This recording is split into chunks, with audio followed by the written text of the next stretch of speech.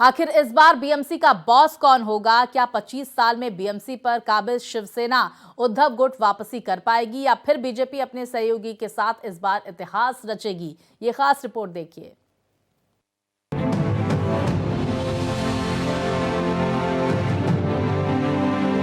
सपनों का शहर, लेकिन आज ये शहर एक कुरुक्षेत्र बना हुआ है। 16 जनवरी को तय होगा कि एशिया के सबसे अमीर नगर पालिका की तिजोरी की चाबी किसके पास होगी। इस बार लड़ाई सिर्फ विकास की नहीं, विरासत और अस्मिता की भी है। लेकिन बीएमसी चुनाव में आम मुद्दों से ज्यादा मराठी वर्सेस हिंदी का मुद्दा गरमाया रहा है। राज ठाकरे ने तो ये तक बोल दिया कि अगर हम पर हिंदी थोपी गई तो यूपी बिहार वालों को लात मारेंगे।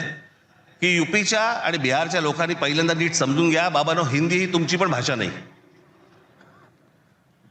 यूपीच्या लोकांची भोजपुरी भाषा आहे, बिहारच्या लोकांची मैथिली भाषा आहे, अवधी भाषा आहे.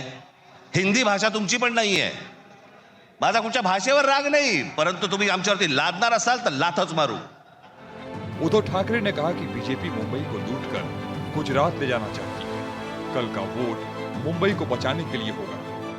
वहीं महाराष्ट्र के मुख्यमंत्री देवेंद्र फडणवीस ने कहा कि विपक्ष डर फैला रहा है। हम स्पष्ट कर दें कि मुंबई का अगला महापौर मराठी और कट्टर हिंदू ही होगा। देखिए, मैंने बहुत स्पष्ट शब्दों में कहा, मुंबई के मराठी आदमी पे कोई खतरा नहीं है। ठाकरे बंधुओं के अस्तित्व पर खतरा निर्माण हुआ है, क्योंकि जिस प्रकार से उनके चुनाव में रिजल्ट आ रहे हैं तो उनकी पार्टियां नीचे नीचे जा रही है। इसलिए अपने अस्तित्व के खतरे को मराठियों के अस्तित्व का खतरा वो बता रहे हैं, जो गलत है। मराठी मुंबई में सुरक्षित है, मराठी कहीं पर भी खतरे में नहीं है। बीजेपी के फायर ब्रांड नेता नीतीश राणे ने भी साफ शब्दों में कहा कि जो लोग मुंबई के मेयर की कुर्सी पर खान को बैठाने का सपना देख रहे हैं वो सुन लें, यहाँ शरिया नहीं हिंदुत्व का कानून चलेगा। मराठी माणूस, मराठी भाषा, ये विषय की सक्ति हो, ये विषय का आग्रह हो कहाँ लिया जाता है? जब भी कोई गरीब हिंदू हो उसी को बोला जाता है कि बहुत तू मराठी बोलना ही चाहिए। कभी ऐसा सोचा है, कभी ऐसी हिम्मत उन लोग की हुई है, सेना एमएनएस के लोगों की, कि जाके बहरामपाड़ा, नल बाजार, भाईकाला के मुसलमान एरिया में जाके बोले कि भाई तू हिंदू, भाई तू मराठी बोल? कभी हिम्मत हुई है मदरसा में जाके बोलना कि वहां तुम उर्दू के बजाय तुम अभी महाराष्ट्र में मराठी ही सिखाना चाहिए? कभी हिम्मत है वो मस्जिद में जाके मौलाना से बोलना कि बाबा कल के सुबह का अजान ये मराठी में ही होना चाहिए? इसलिए ये सब मराठी का मुद्दा जो है पांडे जी, ये हिंदुत्व और हिंदू समाज को बांटने के लिए। 1700 से ज्यादा उम्मीदवार मैदान में हैं, लेकिन असली मुकाबला दो विचारधाराओं और दो परिवारों की साख का है। 16 जनवरी की दोपहर तक साफ हो जाएगा कि मुंबई का नया बॉस कौन है। Bureau report, Bharat express. और विस्तार से जानकारियों के साथ हमारे सहयोगी अभिषेक हमारे साथ जुड़ गए। अभिषेक, देखिए, बहुत सारी ऐसी पार्टियां जिनके लिए साख का सवाल है, खासकर शिवसेना यूबीटी के लिए। एमएनएस तो चलिए उसकी स्थिति जो है वो देखते ही बन रही है, और ऐसे में किस तरह से एडी चोटी का जोर इन्होंने चुनाव प्रचार के दौरान लगाया और चुनावों को लेकर आज क्या कुछ तैयारियां वहां पर देखने को मिल रही है? देखिए, 7:30 बजे से चुनाव में मतदान शुरू होगा, जिसके लिए जगह जगह पुलिस फोर्सेस लगाई गई हैं। जहां जहां मतदान केंद्र हैं वहां पर अलग अलग जगहों पर व्यवस्थाएं की गई हैं। स्ट्रांग रूम के बाहर से अभी से प्रोटेक्शंस कर दिए गए हैं। मतदान केंद्रों के बाहर इस तरीके से प्रोटेक्शंस कर दिए गए हैं।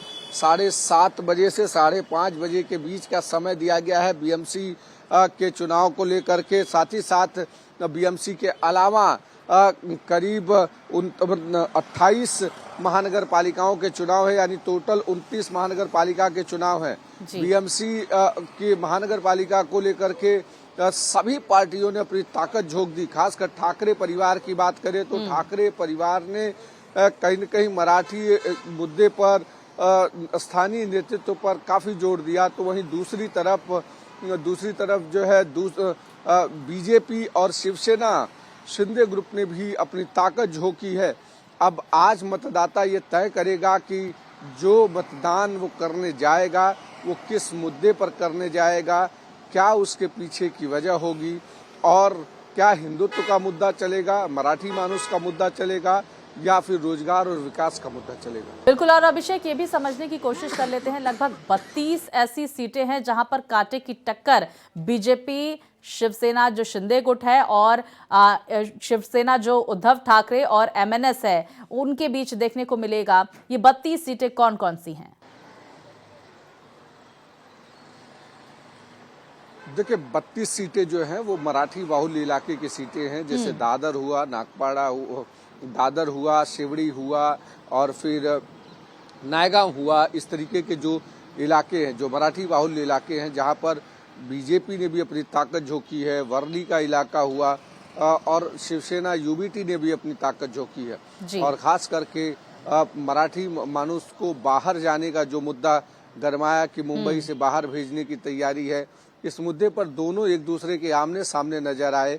तो उस चुनाव के एक दिन पहले मुख्यमंत्री खुद गए बीडीडी चौल में, जहां पर एक लाभार्थी जिनको घर मिला था, उनके घर पर उन्होंने चाय पी। तो इस तरीके के तमाम ऐसे मुद्दे रहे जिनको कि लोगों ने देखा, सुना, हर पार्टियों की तरफ से जो दावे किए गए उसको देखा।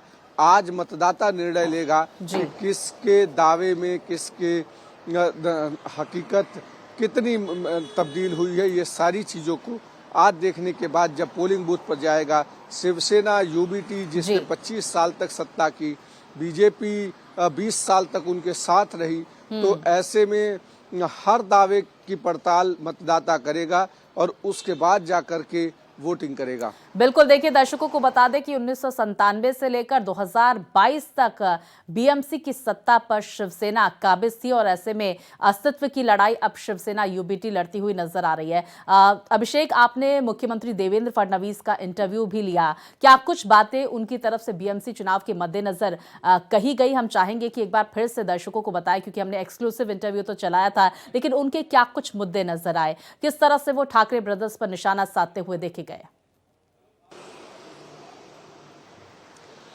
देखिए, ठाकरे परिवार जिस तरीके से दावे करता रहा कि मराठी मानुस की लड़ाई है, अस्तित्व की लड़ाई है, मुख्यमंत्री ने साफ कर दिया, उप मुख्यमंत्री एकनाथ शिंदे ने भी साफ कर दिया, सभी ने एक बात रखी कि अगर मराठी मानुस के अस्तित्व की लड़ाई है, मुंबई से बाहर मराठी मानुस जा रहा है, तो उसके पीछे वजह क्या है। अब 25 साल तक शिवसेना यूबीटी की सत्ता रही, और ऐसे में अगर मराठी आदमी मुंबई के बाहर जा रहा है तो इसकी रिस्पॉन्सिबिलिटी शिवसेना यूबीटी की होती है। उन्होंने मुंबई में मराठी आदमियों के लिए किस तरीके की सुविधाएं दी कि उन्हें मुंबई छोड़कर बाहर जाना पड़ा।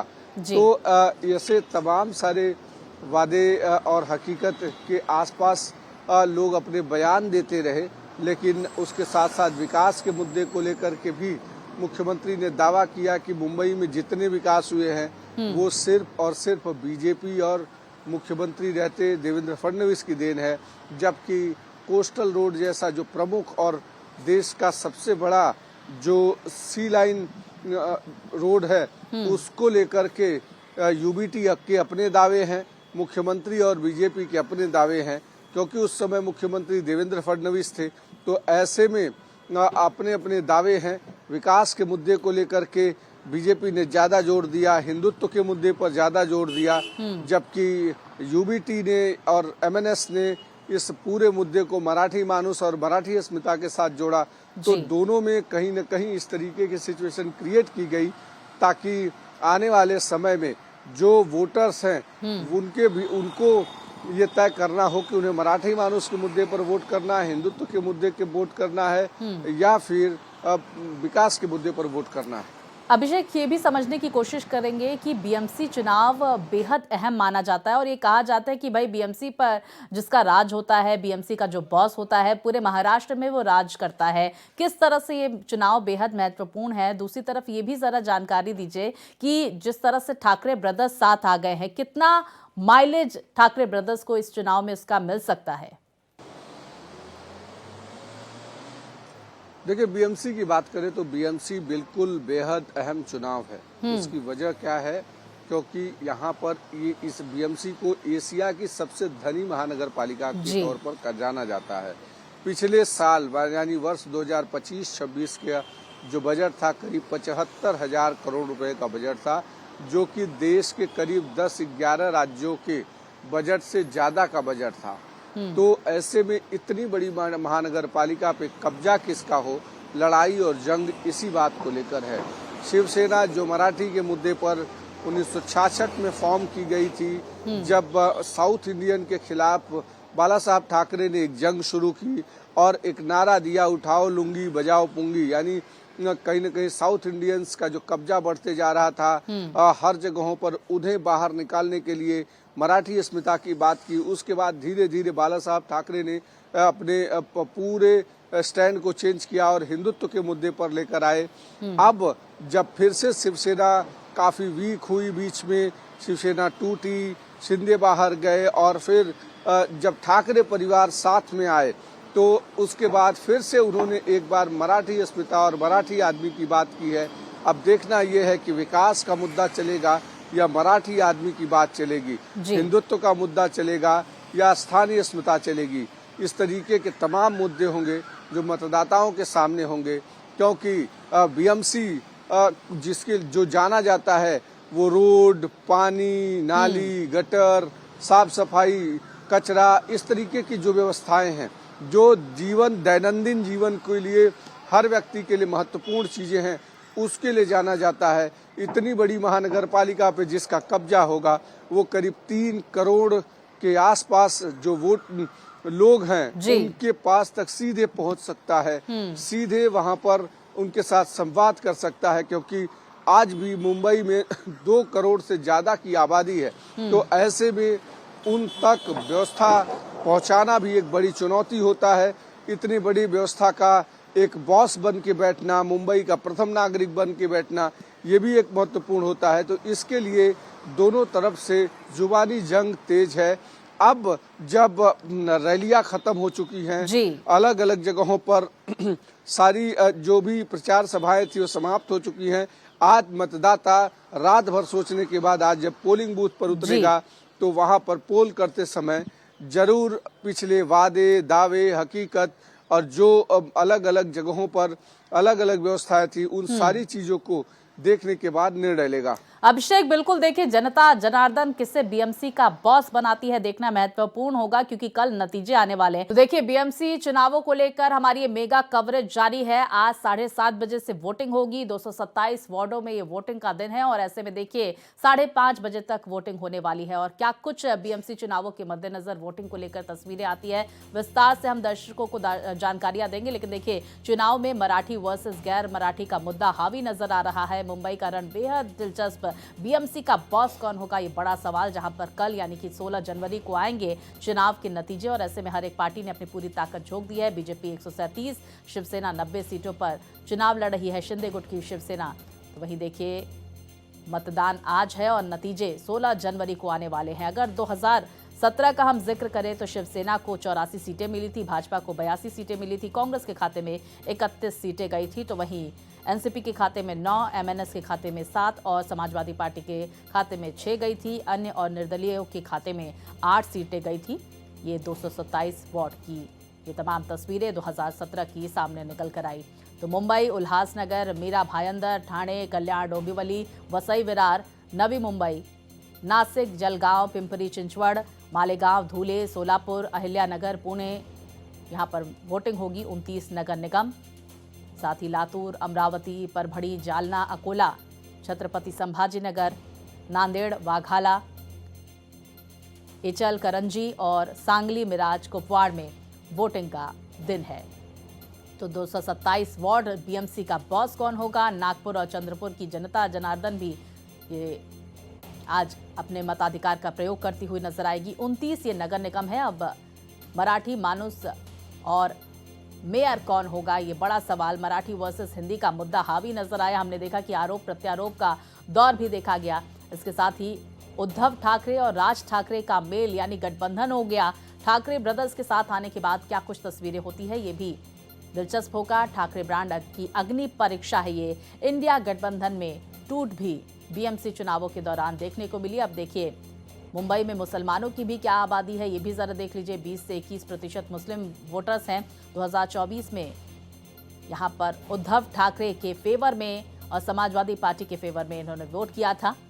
और ऐसे में हमने देखा कि किस तरह से कुछ मुस्लिम नेताओं की तरफ से मुस्लिम को प्रतिनिधित्व देने की बात भी कही गई। तो महाविकास अघाड़ी की फूट, ठाकरे बंधुओं का मेल, मुस्लिम वोटों का झुकाव, हिजाब वाली मेयर, बीएमसी चुनावों के ये तमाम अहम मुद्दे, मराठी अस्मिता, मराठी वर्सेस हिंदी, मराठी वर्सेस दक्षिण भारतीय, महायुति की एकता, ये तमाम मुद्दे बीएमसी चुनावों के मद्देनजर देखे गए। और ऐसे में जनता जनार्दन आज 1700 उम्मीदवारों की जनता यहां पर किस्मत का फैसला करती हुई नजर आएगी। अब महाविकास अघाड़ी की फूट भी देखने को मिली। ठाकरे बंधुओं का मेल और मुस्लिम वोटों का झुकाव और हिजाब वाली मेयर को लेकर किस तरह से तस्वीरें होती है। मराठी अस्मिता, मराठी वर्सेस हिंदी के बीच ये मुकाबला। तो आज बीएमसी का बॉस कौन होता है। 227 वार्डों में 7:30 बजे से वोटिंग शुरू होगी। शाम 5:30 बजे तक वोट डाल सकेंगे लोग। तो मुंबई में 74 करोड़ से ज्यादा का ये बजट, एशिया के सबसे अमीर नगर पालिका। और ऐसे में देखिए कहां कहां कितना बजट आवंटित है वो भी लगातार हम देख रहे हैं। महाराष्ट्र बीएमसी सबसे अमीर महानगर पालिकाओं में से एक है। किस महानगर पालिका का कितना बजट है वो लगातार हम आपको टीवी स्क्रीन पर ग्राफिक्स के जरिए बता रहे हैं। इसके साथ ही 2017 के हमने आंकड़े भी बताए, जहां पर शिवसेना ने अच्छा प्रदर्शन किया, 84 सीटें, लेकिन बीजेपी मात्र 2 सीटों से पीछे थी। 82 सीटें उसे मिली थी।